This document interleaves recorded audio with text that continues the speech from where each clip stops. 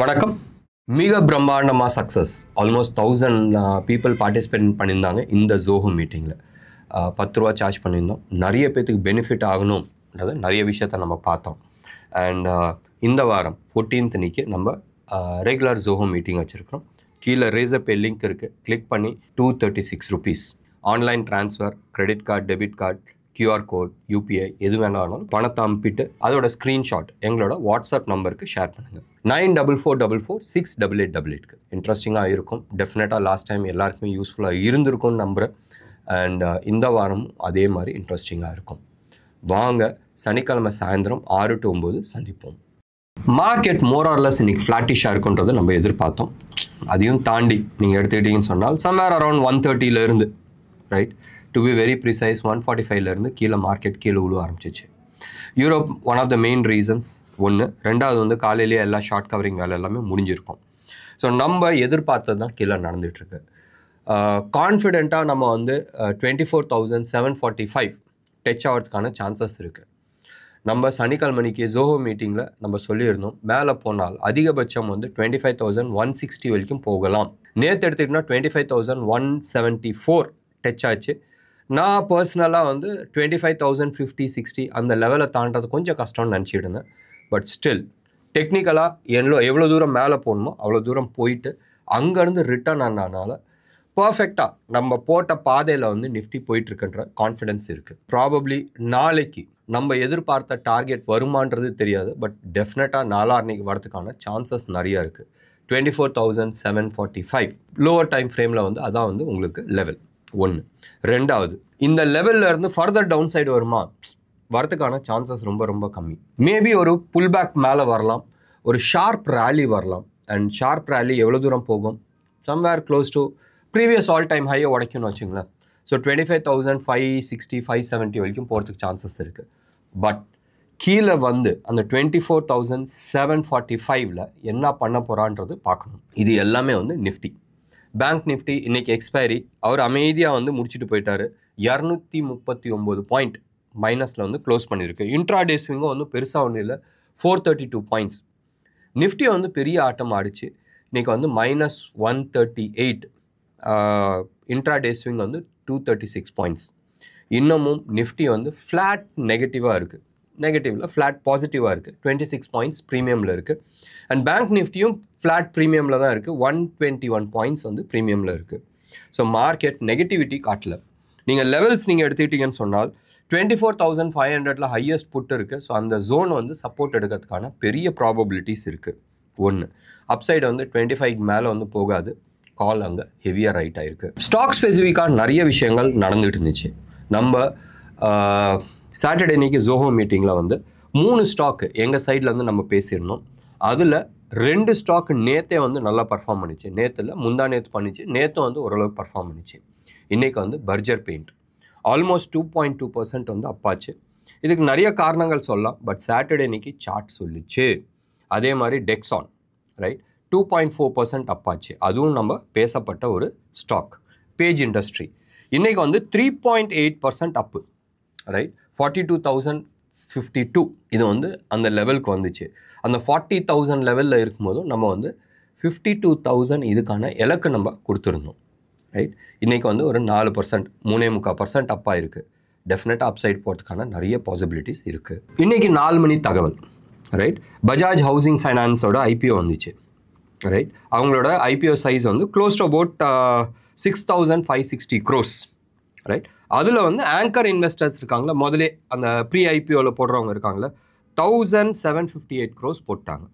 So இவங்களுக்கு மீதி இருக்கிற தேவை இருக்கிற அமௌண்ட் 4,802, 4,800 கோடின்னு வச்சுங்களேன். இவ்வளோ தான் தேவைப்பட்டுச்சு. மனுஷனுக்கு 4 மணி வரைக்கும் ரைட் 3,20,000 கோடி குமிஞ்சிருக்கு. அப்போ நினச்சி பாருங்களேன், சின்ன சின்ன IPOலாம் 1,000, 2,000, 4,000 கோடி வரும்போதும் இவனுக்கு வராதா? பஜாஜ் குரூப் வேறு ஆல்மோஸ்ட் 3.25 லட்சம் கோடி பணம் கலெக்ட் ஆகிருக்கு. தலைவருக்கு எவ்வளோ வேணும்? 4,800 கோடி தான். இப்போ மார்க்கெட்டில் எவ்வளோ கேஷ் குமிஞ்சு கிடக்குன்னு நினச்சி பாருங்களேன். ஒரு சைடில் மார்க்கெட் உழுவும் நம்ம எதிர்பார்த்துட்ருக்கோம். இவ்வளோ காசு நம்ம ரீட்டைல் இன்வெஸ்டர்ஸ்டே கிடக்குது. எஃப்ஐஐ டே நீ போடா நாங்கள் பார்த்துக்குறோன்ற லெவலில் வந்து retail investors are very powerful, power driven.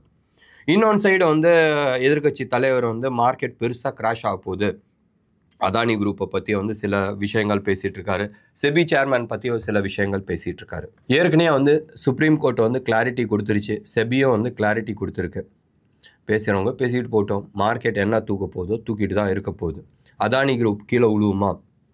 Technically chart பிரகாரம் பயங்கர ஸ்ட்ராங்காக இருக்குது. எப்பயுமே ஒன்றே ஆச்சுங்களா, ஒரு பிரச்சனையில் ஒருத்தரை தான் வந்து கீழே விழுவும், ரெண்டாவது தடவை வந்து அதுக்கு சுவாரஸ்யம் இருக்காது. வெயிட் பண்ணி பார்க்கலாம் ஓவரால் மார்க்கெட் என்ன பிஹேவ் ஆக போகுதுன்றது. யூஎஸ் வந்து ரியல் டேஞ்சர் ஜோன் தான் வந்து தோணுது. நீங்கள் நேற்று எடுத்துக்கிட்டீங்கன்னு சொன்னால் ரைட், நாஸ்டாக் வந்து பாசிட்டிவில் இருந்துச்சு, ஆல்மோஸ்ட் வந்து 0.85%, 141 பாயிண்ட் வந்து பாசிட்டிவாக இருந்துச்சு. டவ் ஜோன்ஸ் வந்து 92 பாயிண்ட்ஸ் வந்து நெகட்டிவாக இருந்துச்சு. டவ் ஜோன்ஸை விட்டுருங்க, பாசிட்டிவாக இருந்ததுக்கு ரெண்டு ஸ்டாக்கு, ஒன்று டெஸ்லா, இன்னொன்று அமேசான். இந்த 2 ஸ்டாக்கு தான் வந்து தூக்கி நிப்பாட்டிகிட்ருக்கு. அந்த அமேசான் 7, அந்த 7 ஸ்டாக் இருக்குது யூஎஸில், அந்த ஸ்டாக்கு தான் வந்து இப்போதைக்கு வந்து மார்க்கெட்டை தூக்கி நிப்பாட்டிகிட்ருக்கு. எவ்வளோ நாள்ரா நீ ஆடுவ, எங்கேயாச்சும் ஒரு இடத்துல விழுவ தானே செய்யணும். ஸோ மார்க்கெட் கிராஷ் ஆச்சுன்னு சொன்னால் பெருசாக கிராஷ் ஆகிறதுக்கான சான்சஸ் இருக்குது. நான் சொல்கிறது வந்து யூஎஸ் சைட். யூஎஸில் வந்து நிறைய பிரச்சனைகள் ஓடிட்டுருக்கு, மெயின்லி டாலர் சைட். அவங்களோட dollar index is in danger zone. So dollar index விழுந்துச்சுன்னு சொன்னால் பெருசாக வந்து மார்க்கெட், ஸ்டாக் மார்க்கெட் கீழும், இந்த சைடு வந்து கமாடிட்டிஸ் தூக்கும். நீங்கள் எடுத்து பாருங்கள், Russia all time record gold அழுத்தி குமிக்கிறோம். இந்த சைட் சைனா வந்து $100 பில்லியன் வந்து டாலர் இண்டெக்ஸை ஷார்ட் பண்ணி வச்சுருக்கான். இது அஃபிஷியல் ஃபிகர். அப்போ அன்அஃபிஷியலாக எவ்வளோ வந்து ஷார்ட் பண்ணி வச்சுருப்பான்றது நினச்சி பாருங்கள். ஸோ இவங்க 2 பேர்த்தையுமே வந்து ஜெயிக்க விட மாட்டாங்க. இப்போ யூஎஸ் வந்து இன்ட்ரெஸ்ட் ரேட்டை வந்து கட் பண்ணுறாங்கன்னு வச்சுங்களேன், இந்த செப்டம்பரில் வந்து கட் பண்ணுறாங்கன்னு வச்சுங்க. அப்போ என்ன ஆகும், மக்கள் நிறைய பேர் வந்து டாலர் இண்டெக்ஸில் வந்து பணத்தை உருவாங்க. பணத்தை உருவுனா என்ன ஆகும், டாலர் இண்டெக்ஸ் கீழே விழுவும். டாலர் இண்டெக்ஸ் கீழே விழுந்துச்சுன்னா என்ன ஆகும், ஸ்டாக் மார்க்கெட் ஒன்று விழுவுறதுன்றது அடுத்த விஷயம், கமாடிட்டி ப்ரைஸஸ்லாம் ஷூட் ஆகும். அப்போ ரஷ்யா வாங்கின கோல்டு வந்து செம்ம ஜாக்பாட்டு, சைனா அவன் டாலரை ஷார்ட் பண்ணது செம்ம ஜாக்பாட்டு. உங்களுக்கு வந்து தெரியும் கரன்சியில் what is the leverage you get. அப்போ யூஎஸ்காரன் விடுவானா, மெயின் பரம எதிரிங்க, அவன் வந்து ஜெயிக்கிறதுக்கு விடுவானான்றது யோசிக்க வேண்டிய ஒரு விஷயம். நினச்சி பாருங்களேன், எலெக்ஷன் இருக்குது, எலெக்ஷன் வரைக்கும் இதோன்னு தள்ளிட்டு போய் திடீர்னு வந்து இல்லை இன்ட்ரெஸ்ட் ரேட் கட் கிடையாது தூக்க போகிறேன்னு சொன்னால் என்ன நடக்கும்? எப்பயுமே ஒரே ஒரு பாயிண்ட் ஞாபகம் வச்சுக்கணும், 95 பேர் காசை விட்டால் தான் 5 பேர் காசு சம்பாதிக்க முடியும். இது வந்து almost unwritten law in stock market, especially டெரிவேட்டிவில், ரைட்? கேஷ் மார்க்கெட் பற்றி நான் பேசல. அப்போ இது மாதிரி இருக்கும்போதும் உலகம் பூரா எல்லாருக்கும் தெரிஞ்ச விஷயம் வந்து என்னன்னா, யூஎஸில் இன்ட்ரெஸ்ட் ரேட் கட் பண்ண போகிறாங்க.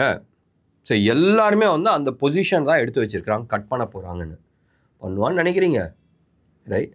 அவன் நான் முட்டாளா 95 பேருக்கு வந்து பணத்தை அள்ளி கொடுக்கறதுக்கு?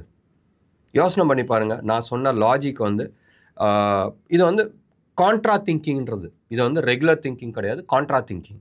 ரைட் நவ் நீங்கள் எடுத்துக்கிட்டிங்கன்னா டாலர் இண்டெக்ஸ் வந்து நெகட்டிவில் இருந்துச்சு, அண்ட் இந்த ப்ரோக்ராம் ரெக்கார்ட் பண்ணும்போது நெகட்டிவில் இருந்துச்சு. ஆல் ஆஃப் எ சடன் அது வந்து ஃப்ளாட் பாசிட்டிவ்க்கு வந்திருக்கு. கமாடிட்டிஸ் எல்லாமே வந்து செம்ம பாசிட்டிவாக இருந்துச்சு. நேற்று வந்து க்ரூடு 4% கீழே வந்துச்சு. நம்மளோட பிரெண்ட் க்ரூட் பிலோ $70 வந்துச்சு. It is very good. நம்மளை பொறுத்த வரைக்கும் ரொம்ப நல்லா இருந்துச்சு. That is also one of the reasons why Berger paint ஆகட்டும், ஏஷியன் பெயிண்ட்ஸ் ஆகட்டும், இது எல்லாமே வந்து இன்றைக்கி தூக்குச்சு. ரைட் நவ் ஓகே, இது வந்து மோர் ஆஃப் புல் பேக் ரேலின்னு வச்சுக்கலாம். பிரெண்ட் க்ரூட் ஆகட்டும் ஆர் க்ரூடு ஆல்மோஸ்ட் 2.1% வந்து அப்பாக இருக்குது. நேச்சுரல் கேஸ் வந்து 1.2% அப்பாக இருக்குது. கோல்டெல்லாம் மோர் ஃப்ளாட்டிஷாக தான் இருக்குது. $7 கிலோ வந்துருக்கு. ஒன்றும் பெருசாக வந்து உழுவில். நீங்கள் வந்து டாலர் டேர்ம்ஸில் வந்து கோல்டு எடுத்துக்கிட்டேன்னு சொன்னால், டாலரில் ருப்பி டேர்ம்ஸில் கோல்டு எடுத்துக்கிட்டோன்னு சொன்னால் 7,420 இது வந்து 24 கேரட் ஹோல்சேல் ரேட் கோல்டு. சில்வரை பொறுத்த வரைக்கும் 85,100 லெவலில் 1 kg 999 குவாலிட்டி ஜிஎஸ்டியோடு இருக்கிற ரேட். ருப்பியை பொறுத்த வரைக்கும் அதே லெவல் 83.95 to 99 இந்த லெவல்லே வந்து ஆடிட்டுருக்கு. நினச்சி பாருங்களேன், ஆல்மோஸ்ட் ஒரு 4 வாரமாக அதே லெவலில் மெயின்டைன் பண்ணுறாங்கன்னு சொன்னால் கம்ப்ரெஷன் ஆகுது. அப்போ வெடிச்சிச்சுன்னு சொன்னால் பெரிய மூவ் வரதுக்கான சான்சஸ் நிறையா இருக்குது. எப்பயுமே ஒலட்டாலிட்டி பஞ்சர் ஆச்சுன்னு சொன்னால் பெருசாக அடுத்தது வரப்போகுதுன்றது அர்த்தம். இன்றைக்கி வந்து இந்தியா விக்ஸ் வந்து மோர் பாசிட்டிவாக இருந்துச்சு. 2% அப்பு. 13.63 பாயிண்ட்ஸில் வந்து க்ளோஸ் ஆகிருக்கு. நிஃப்டியை பொறுத்த வரைக்கும் ரைட் இந்த 138 பாயிண்ட்ஸ் மைனஸ் மேஜராக வந்து டாடா மோட்டார்ஸ், சில புரோக்கர்ஸ் அதை டவுன்கிரேட் பண்ணியிருக்கிறாங்க ஃபார் 825. டெக்னிக்கலாக எடுத்துக்கிட்டிங்கன்னா அரௌண்ட் 800 வரைக்கும் வரதுக்கான சான்சஸ் இருக்குது.